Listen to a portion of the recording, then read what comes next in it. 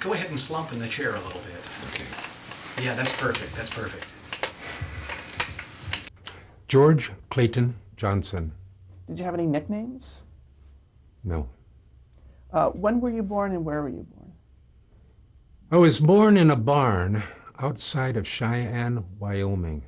In fact, I just recently am at work on a story called The Midwife about that set of circumstances. Very interesting. And when were you born? In the year 1929 on July the 10th. Okay. And what was your father's name? Charles Edward Johnson. And what did he do for a living? He was a part-time bootlegger. He worked at the Union Pacific Railroad, and he was an adequate carpenter, or carpenter's helper, if you will. And what was your mother's name and when did she work? Her name was Laura May Duke. I think she was about 18 or 20 when she had me.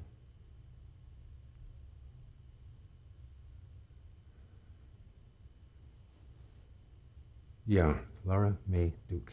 And did you have any brothers or sisters?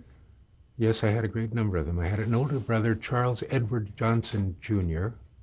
I had a sister named Ramona May Johnson. I had a brother named Ronald Lee Johnson. And then there's Lola Merle Duncan, who's a half-sister, and Judy Duncan, and then 3 other kids who were born dead. One was one was a twin of Judy, who was named June, and the other one wasn't born dead. It died at the age of 23 months through suffocation on one of those winter nights in Wyoming with too many blankets, and the kids got tangled up in each other and suffocated each other. It was a terrible thing. Their names were Kenneth and Kathleen, and that is all I really can remember about the names of my brothers and sisters. And you were growing up in Wyoming? Well, I was growing up everywhere. I was the family was divorced when I was 5, so I was uprooted. And I was with my mom, and my mom would go from relative to relative to relative. We'd go to Texas. We'd spend some time, and then they would get up enough money to ship us back to Wyoming, and then we would go to Oklahoma, or it would just go like that from place to place. I must have changed schools during the early years, 12 or 15 different times. Enroll into school, be in it for a month and a half. Transcripts were always following me. They always sort of took me at where I was after I got older. I failed the 6th grade, had to take it twice. I quit school in the 8th grade. I asked permission to run away from my mother at the age of 15, and I got permission from her. An acknowledgement that if I was picked up by the cops and they wanted to charge me with being a runaway, she would say, "Oh no, I gave him permission to be there," and take the heat for it, whatever that was. But I want to have my hands free. Is there one there? Please, excuse us.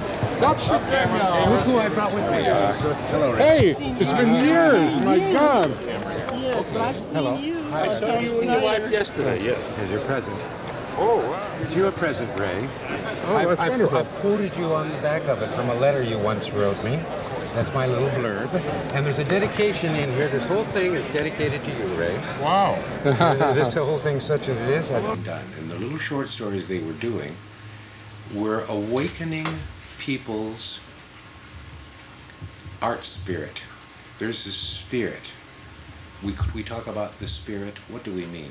Well, the spirit is that essence of creativity within us. It's our childlike aspects. It's wonder, it's curiosity, it's wow, it's color, it's noise, it's excitement, it's fun, it's play, it's run.